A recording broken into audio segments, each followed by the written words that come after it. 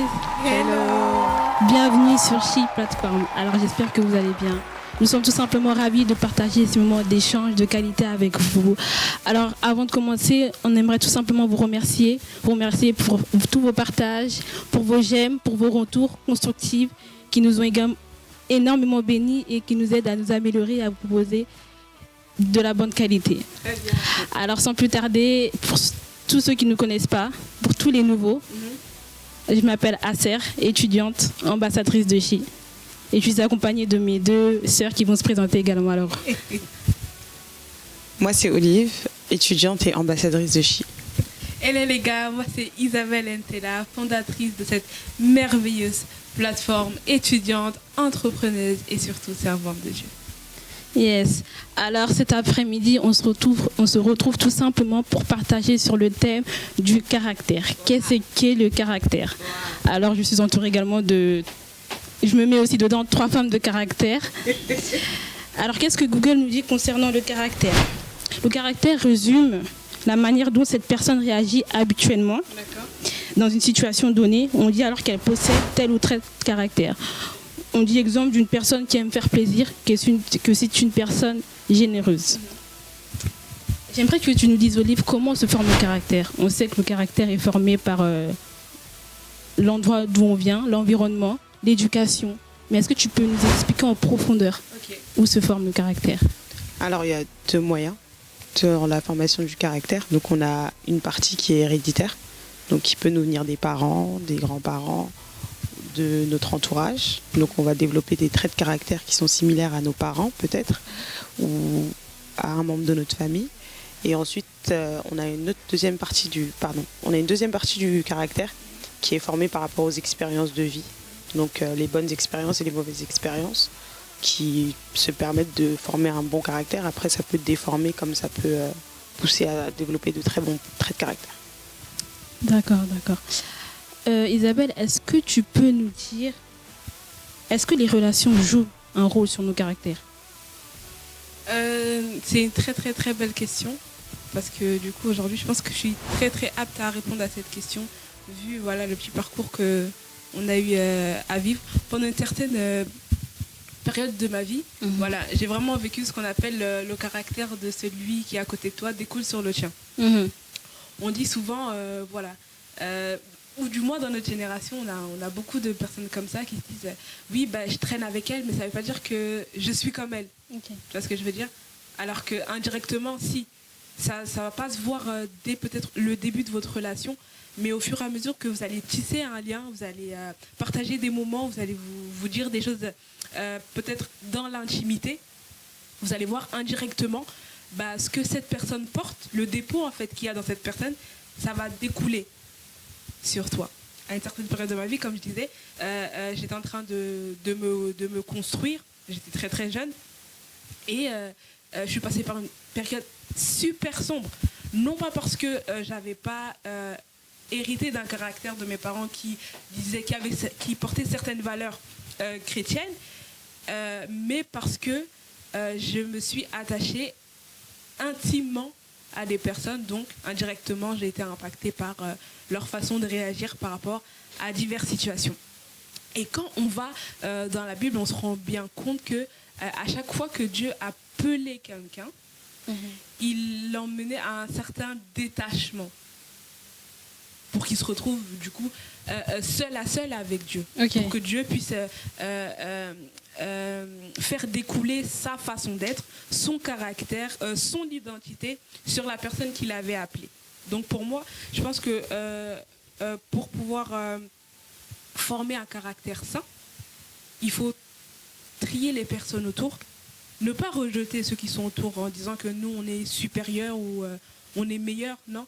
Mais parce que je suis consciente que ce que tu es peut découler sur moi par rapport à notre étroite relation, alors je serai très regardante par rapport à toutes les personnes qui seront autour de moi. Donc si je pourrais répondre, ce serait peut-être en ce sens-là. Moi, j'aimerais rajouter quelque chose concernant, du coup, il est très important d'être bien entouré parce que les gens, c'est ceux qui voient nos caractères. Quand je dis qu'il faut bien être entouré, il est important de d'écouter les remarques des gens. D'accord. Faut pas, quand une personne te dit, et je vais prendre un exemple de moi, j'ai été emmenée à être entourée de mes sœurs qui me disent Arcel, tu regardes mal. D'accord. Et je me suis pas dit non, c'est comme ça, Dieu m'a créé. Non, j'ai pris ces remarques et j'ai travaillé sur ça. Donc, d'où est l'importance, d'être bien entouré. Et j'aimerais aussi dire que nous devons être des personnes qui sont pas seulement là, qui remarquent, mais qui sont là aussi, qui apportent la solution. Tu sais que ton frère, il a un mauvais comportement, tu dois lui dire, lui proposer des solutions. Et regarde, tu as un visage assez fermé.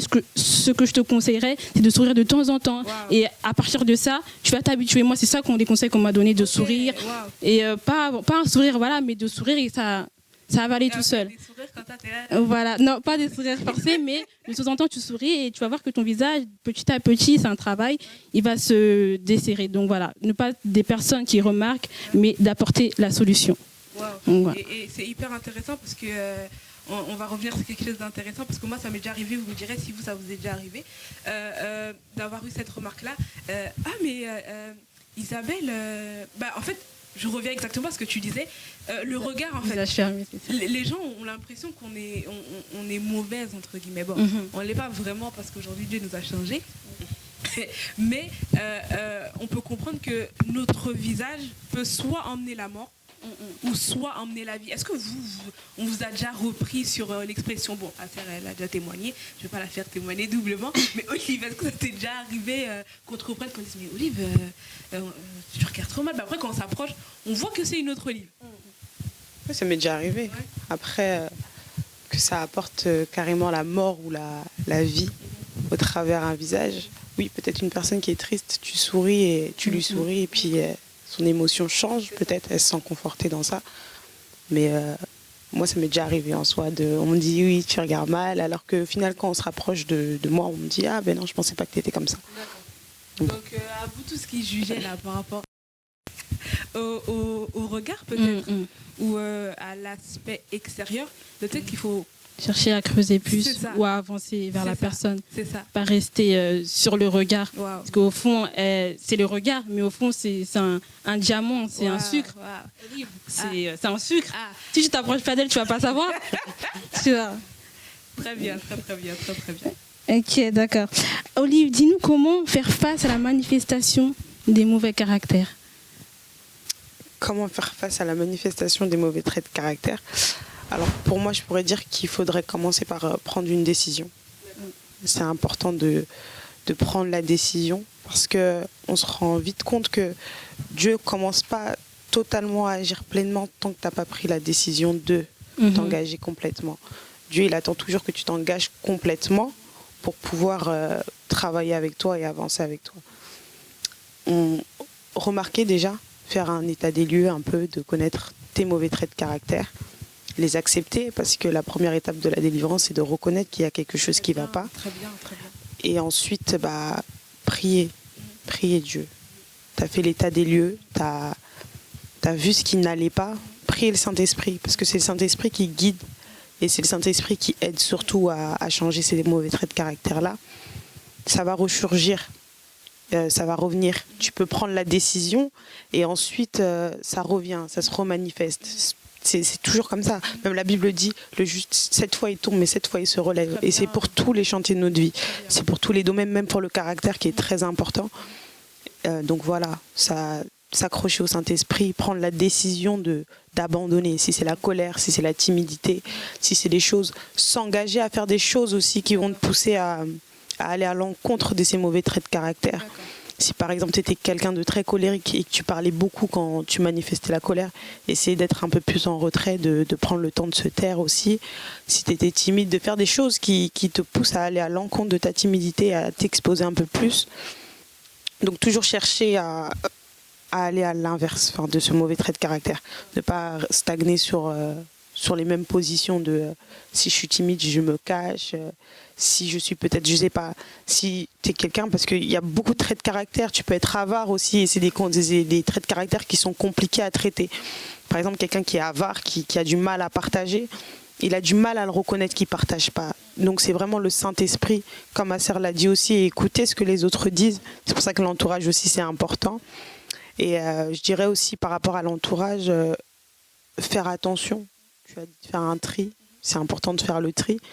Et c'est surtout aussi important de faire attention à ce qu'on écoute de l'entourage. Parce que tu peux avoir un entourage très proche qui va te conseiller et te dire que là, tu manifestes un mauvais trait de caractère. Et tu peux avoir aussi l'entourage qui, sans faire exprès, en racontant ses mauvaises expériences, qui va venir contribuer dans ton caractère négativement. C'est-à-dire, par exemple, si moi j'ai un vécu qui est compliqué, j'ai une mauvaise expérience peut-être, je sais pas, peu importe le domaine dans le mariage, et que Acer aspire à se marier et qu'elle a peut-être d'autres choses elle aspire au mariage peut-être tout simplement, et que moi je viens toujours lui dire que le mariage c'est compliqué, je viens toujours lui dire que les hommes sont compliqués, je viens toujours lui dire des choses négatives, elle va forger un trait de caractère difficile, compliqué peut-être avec les hommes, peut-être avec ses relations. Et donc voilà, c'est faire attention à ses relations, prendre la décision d'arrêter et vraiment prier le Saint-Esprit pour qu'il puisse t'aider dans la démarche.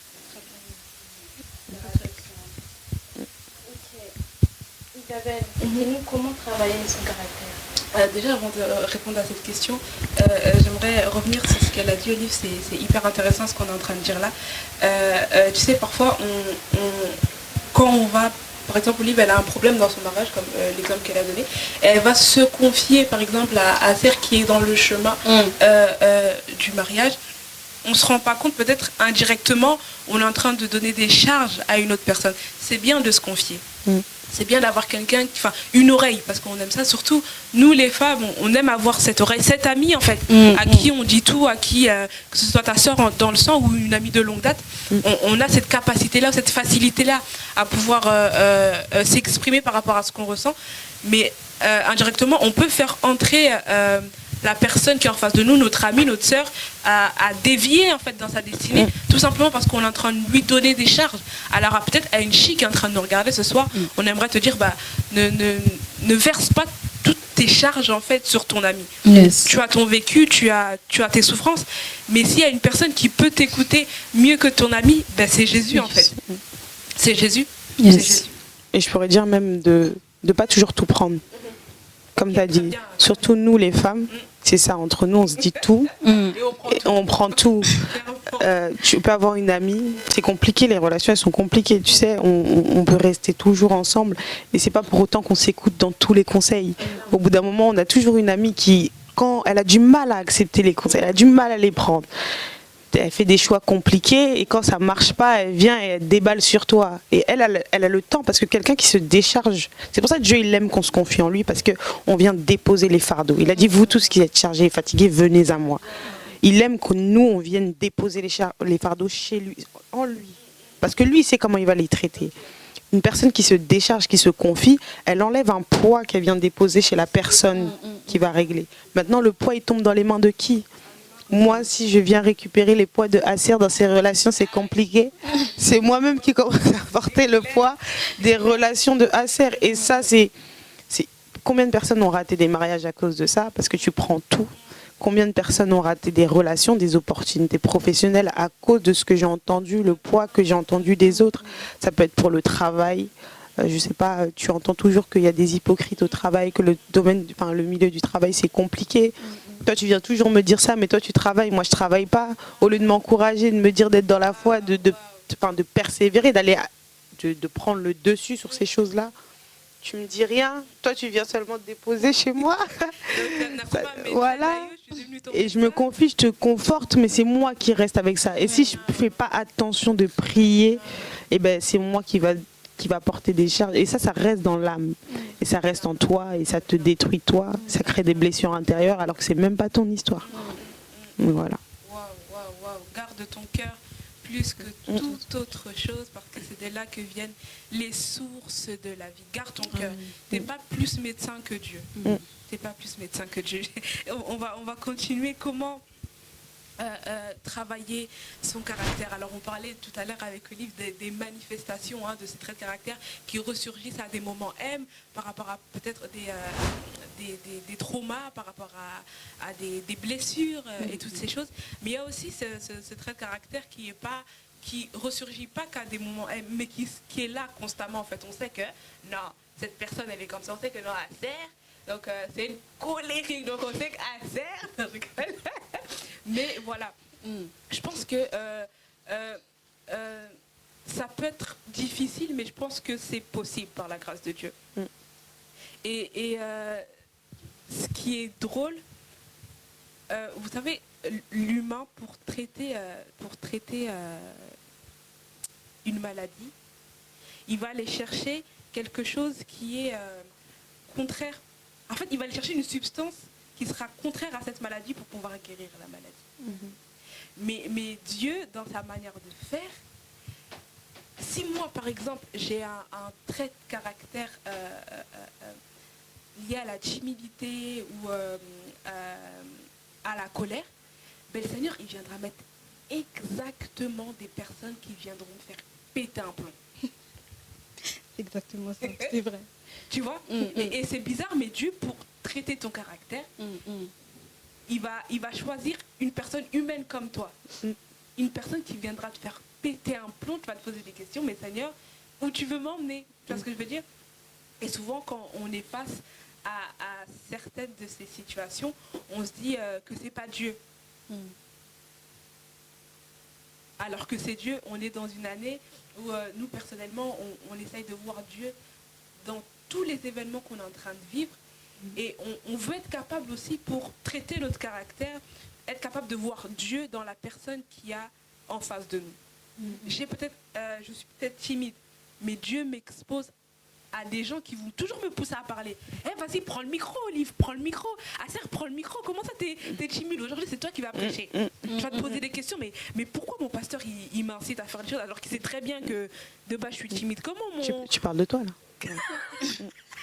Et ouais, c'est du vécu. Mais comment moi, Isabelle, qui suis timide, ma mère, elle est toujours derrière moi pour dire « Vas-y, Isabelle, vas-y !» Et je me rappelle, petite anecdote, on faisait un live comme ça, et c'était mon frère qui avait l'habitude de pouvoir apporter un petit message. Et le jour, la maman, elle a dit « Isabelle, aujourd'hui, tu vas parler. » Et maintenant, il fallait me voir. Shalom, bien-aimé. C'était hyper gênant, mais quel début. Et ce qui est grand et glorieux dans ce chemin et dans ce parcours, c'est que plus tu avances, tu vois en fait qu'il y a un changement, il y a une évolution. Aujourd'hui, quand je me vois prêcher, je me pose des questions. Je me dis, ah ouais, quand même, la petite voix que j'avais aujourd'hui, c'est pas la même personne. Pourquoi? Parce que Dieu a pris des gens qui sont venus pour apporter quelque chose qui viendra me booster dans mon caractère. C'est ce que je veux dire.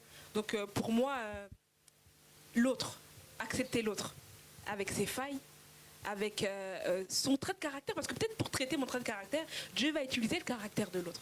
Tu vois ce que je veux dire? Il sait que moi je suis timide, mais il sait que par exemple l'autre elle est un peu plus ouverte. Ben, il va pousser celle qui est plus ouverte à venir vers moi, à me pousser.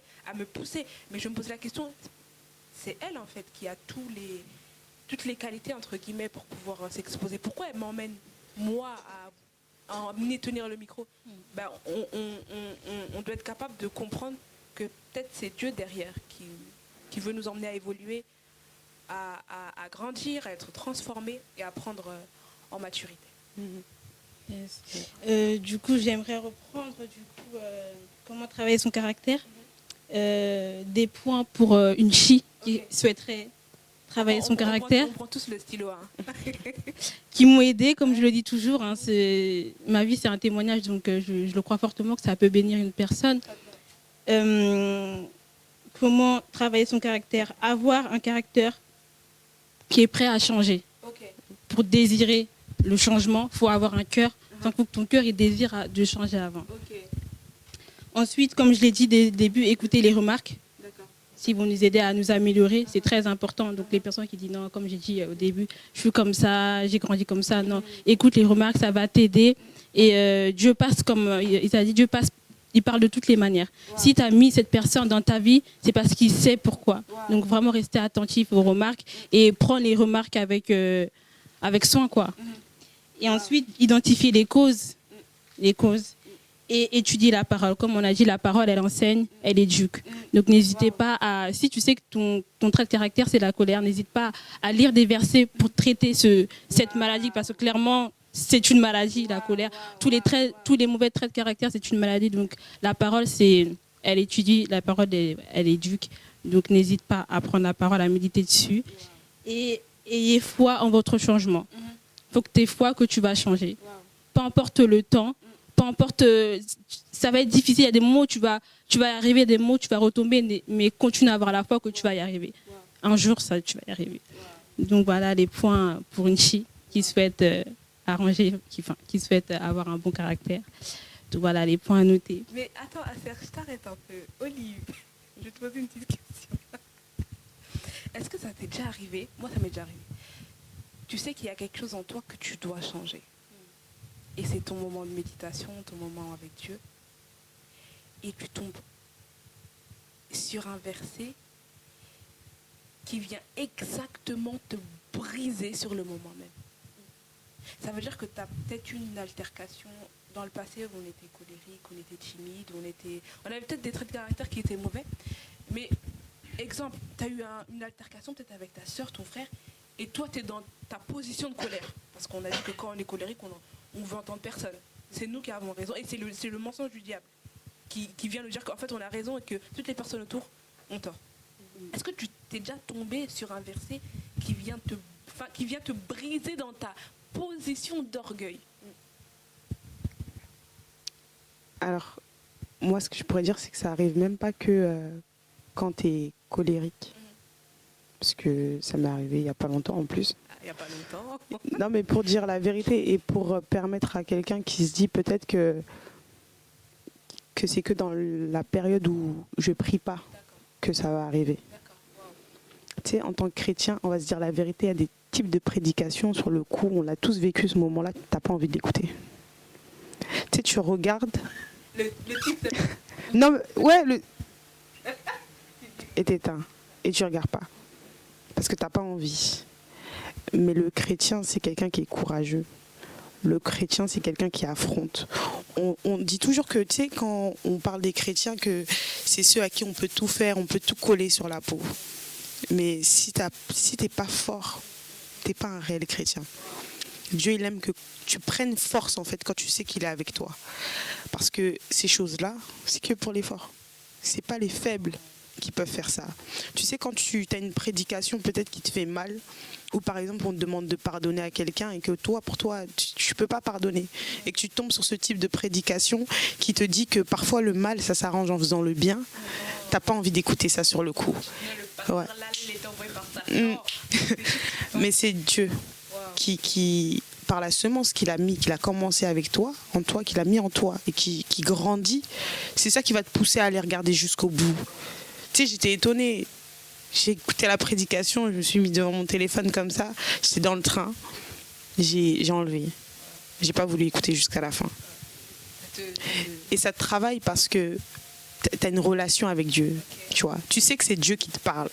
Tu sais quand tu as des prédications comme ça, que tu n'as pas envie d'écouter. C'est un message, c'est un conseil comme ça que tu n'as pas envie d'écouter, mais il revient toujours dans ton esprit, c'est que c'est Dieu qui te parle. Et quand tu aimes Dieu, et quand tu cherches Dieu, tu reconnais quand il te parle. Donc, tu es forcément obligé de retourner vers ce message qui te fait mal parce que tu sais que c'est pour changer. Tu ne deviens pas chrétien parce que tu es parfait. Justement, Dieu, il a vu que tu n'étais pas parfait. Il veut te faire courir vers une certaine perfection. Il sait que tu ne seras jamais comme lui, mais il va te faire avancer pour que tu te rapproches le maximum de qui il est, des traits de caractère que lui, il a. Ça, c'est le brisement. Quel chrétien ne passe pas par là? Comme ça, tu n'as jamais été brisé. Non, si franchement tu ressens pas ça, c'est que tu intensifies encore. C'est que t'es pas, ouais, faut aller chercher. Tu sais, Dieu, il faut pas attendre qu'il te surprenne tout le temps. Il faut que toi aussi t'apprennes à surprendre Dieu. Tu sais, il faut que Dieu, il te regarde et il voit, là, il cherche à changer, il cherche à grandir. Et même dans l'adoration que tu auras pour Dieu, c'est différent. Tu sais, on n'adore pas que Dieu parce que tu as le souffle de vie et que tu es malade.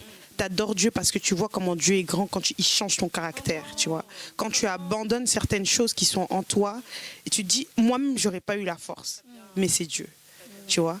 La colère, il faut abandonner, oui. Je sais pas, la timidité, il faut abandonner. La paresse, il faut abandonner. Tu n'abandonneras pas d'un coup. C'est un travail. Il faut que ça prenne son temps, le temps qu'il faut pour que le jour où tu arrives au niveau où Dieu veut que tu arrives, que tu retournes pas, genre, tu tombes pas facilement dans les mêmes erreurs. Parce que tu sais c'est quoi le travail de ça. Dieu nous a appelés à dominer. Yes. On domine. On domine pas que sur les sorciers de la famille. Oh, les sorciers de notre famille sont très forts. Je dois dominer sur eux. On doit dominer même sur nos émotions. Et quand tu retournes vers ce type de prédication qui te fait mal, c'est là que tu domines. Lorsque tu travailles ton caractère, c'est là que tu domines. Les gens, ils peuvent te briser et toi, tu résistes, c'est pas un souci. Mais quand Dieu te brise, laisse-toi faire. C'est à ce moment-là que vraiment, on doit se laisser faire. C'est compliqué, tu vas pleurer. Préfère pleurer dans la présence de Dieu que pleurer devant quelqu'un qui t'a fait mal. C'est vrai. Tu vois, parce que Dieu, il voit tes larmes, il voit l'investissement, il voit que ça sort de vraiment. Donc c'est là, tu as envie de changer. C'est pour ça qu'aussi la motivation, quand on veut changer, oui, il faut que tu changes pour ton entourage, parce qu'il faut que tu sois agréable à ton entourage, tout ça.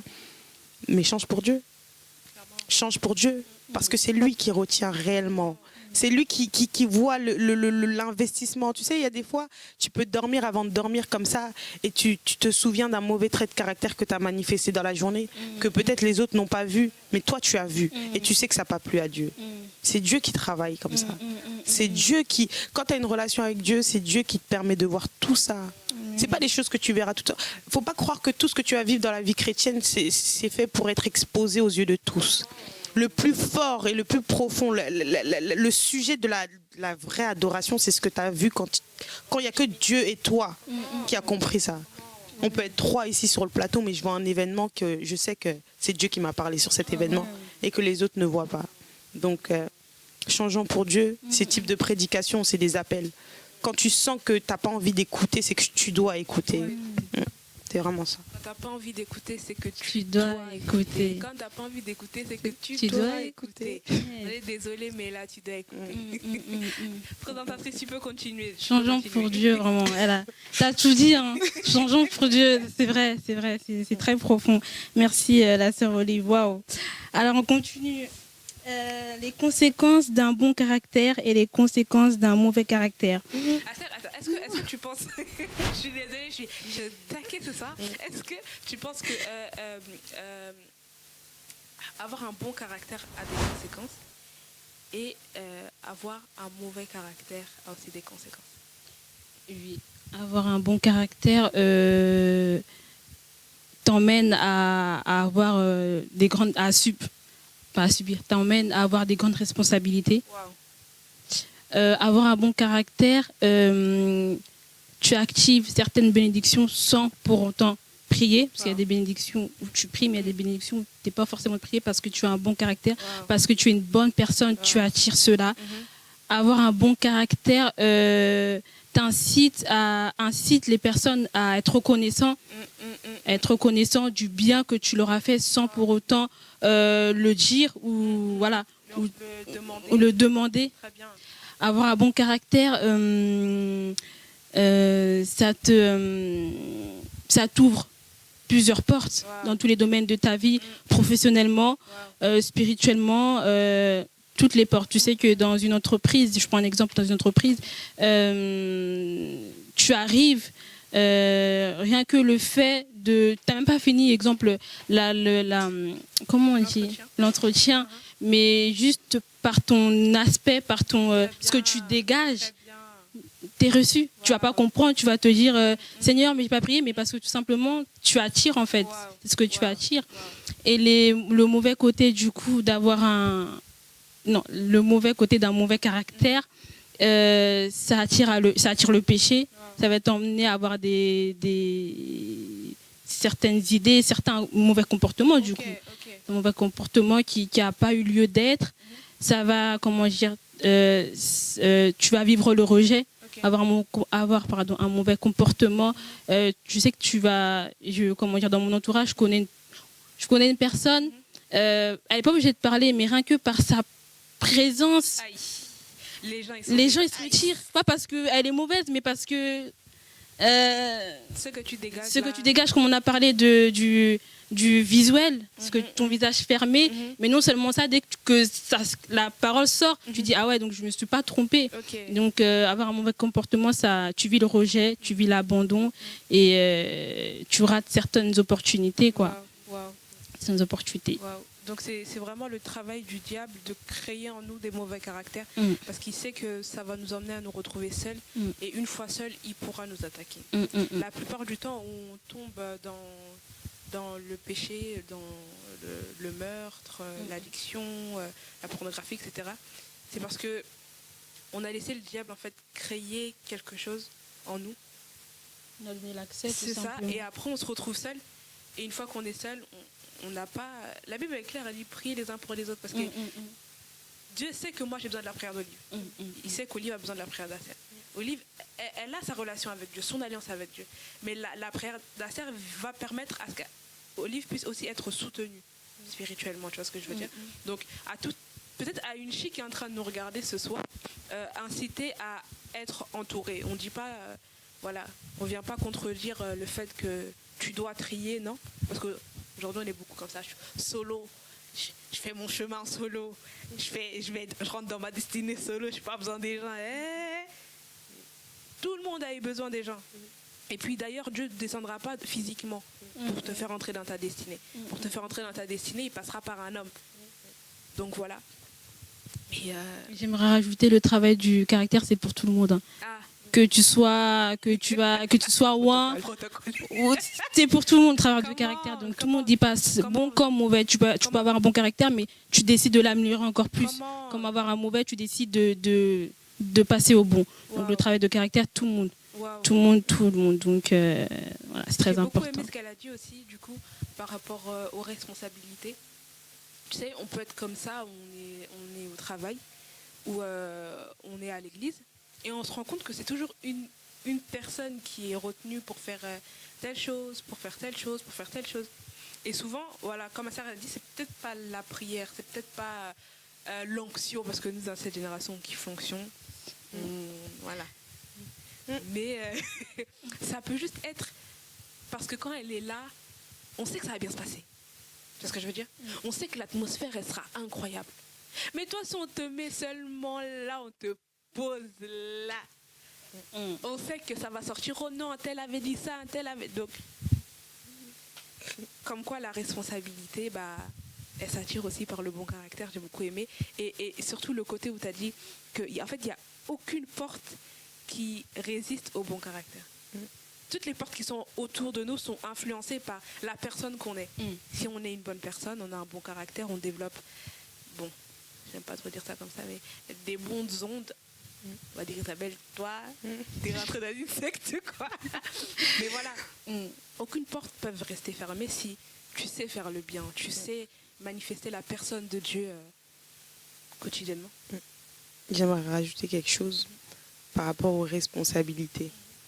Parce qu'on parle des traits de caractère. Isabelle. Va casser. Assez. Non, parce que on a, tu sais, lorsqu'il y a responsabilité, quand on donne des responsabilités à quelqu'un, il y a forcément des gens autour qui ne seront pas d'accord. Parce que la faveur et la grâce, ça ne se comprend pas.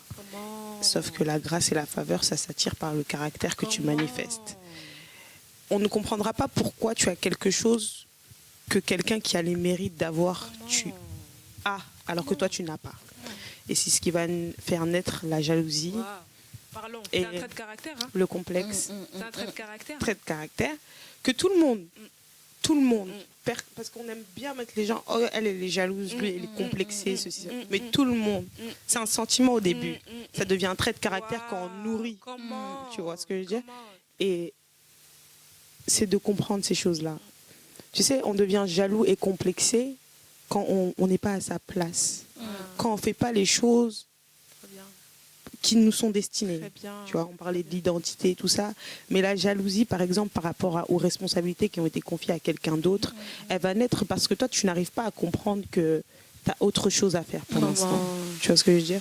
Et il faut travailler. La jalousie et le complexe, c'est quand le sentiment il vient, il faut traiter, il faut prier. Parce que ça viendra. Ça peut venir. Tu peux être comme ça peut être une phrase de... Tu sais, même les parents, parfois, ils comparent. Et ils ne se rendent pas compte que, oh, l'enfant de un tel. Et même nous, des fois, on compare les parents. Oh, les parents de un tel, ils ont fait comme ça, mais nous, pourquoi vous ne faites pas? Pourquoi vous m'emmenez pour McDo? Pourquoi moi, je ne mange pas au Burger King? Et ça, le diable, il profite de ces choses-là. C'est vrai. pour pouvoir faire naître ces sentiments-là. Et après, une fois que tu nourris une première fois, c'est comme un chien que tu croises dans la rue, tu le nourris une première fois et il va revenir. Aïe. Il n'a pas l'adresse des rues, mais il va revenir, tu vois.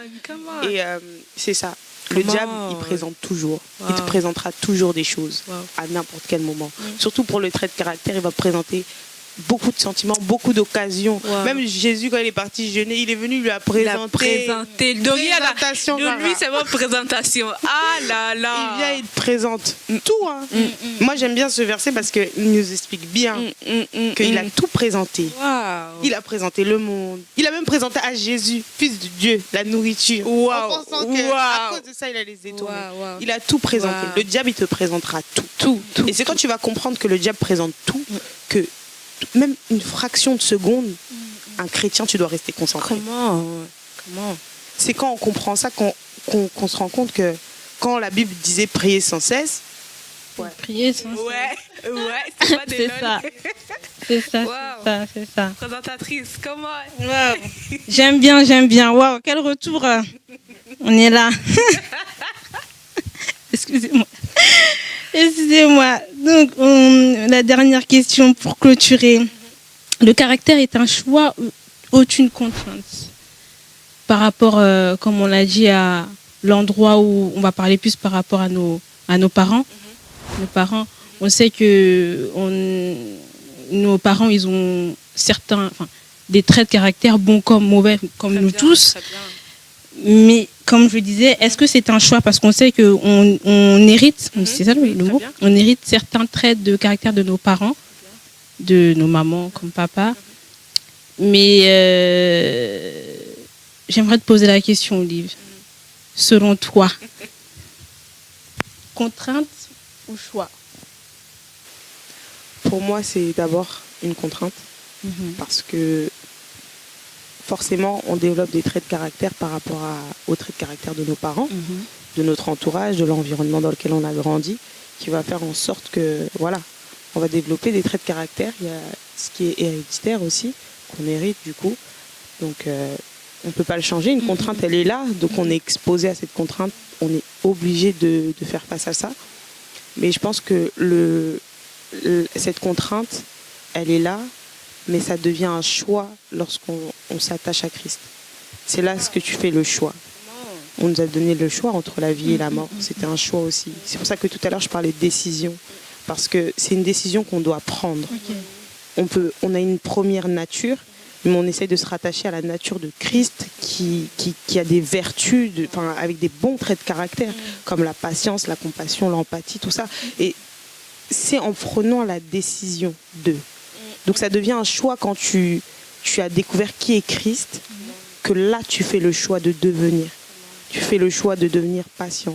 Tu fais le choix de faire des efforts pour ton caractère. C'est à ce moment-là. Ça devient un choix quand tu as compris que tu dois te référer à Christ. Tu dois te référer à qui il est. Tu dois te référer à la Bible, à ce que dit la Bible. Qu'est-ce qu'un chrétien? Qu'est-ce qu'un enfant de Dieu? Et c'est là que ça devient un choix. Mais au départ, c'est vraiment une contrainte. T'as tout dit. Vraiment. Et toi, Isabelle, qu'est-ce que tu pourrais rajouter? Je pense qu'on a fait le tour, mais j'aimerais peut-être apporter cette phrase que ma mère physique, qui est aussi ma mère spirituelle, me dit souvent. Elle me dit, tu sais Isabelle, je t'aime trop pour que tu puisses prendre tout de moi. C'est ce que je veux dire. Et parfois, on dit, comment dire, on dit que c'est bien de ressembler à nos parents parce que c'est nos parents. Mais il faut aussi que nos parents nous fassent comprendre que, en fait, tu ne peux pas te référer à 100% sur moi. Certes, c'est une contrainte parce que tu viens de moi, c'est moi qui t'ai mis au monde. Mais en fait, tu as le choix de devenir la personne que tu veux être. Pas rester dans une boîte en fait. Ça y est, c'est comme ça. Je ne peux pas changer parce que ma mère était comme ça. Donc moi, si ma mère criait, moi aussi je dois crier.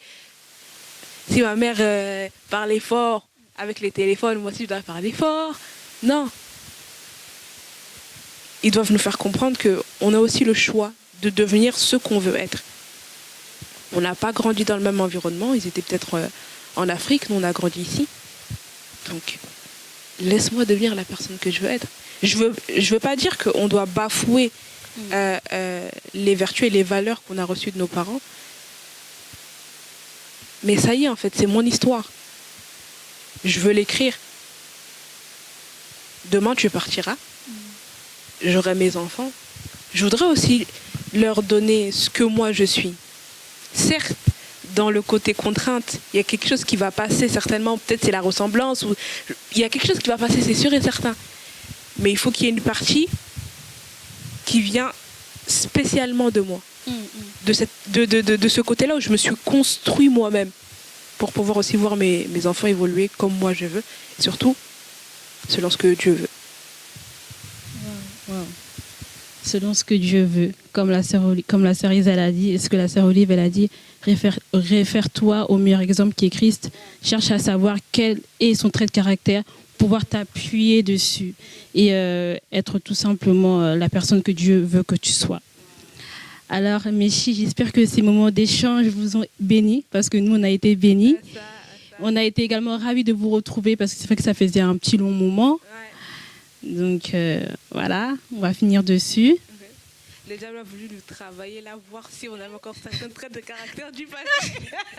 Mais on est revenu et on espère vraiment que ça vous a béni. On est revenu au taquet, on va vous proposer davantage de contenu et par ça, on vous bénit, on veut croire que vous continuez à visionner, à partager, à fond.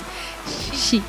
Car le moteur de notre marche et notre conscience, qu'après cette dimension, il y en a une autre.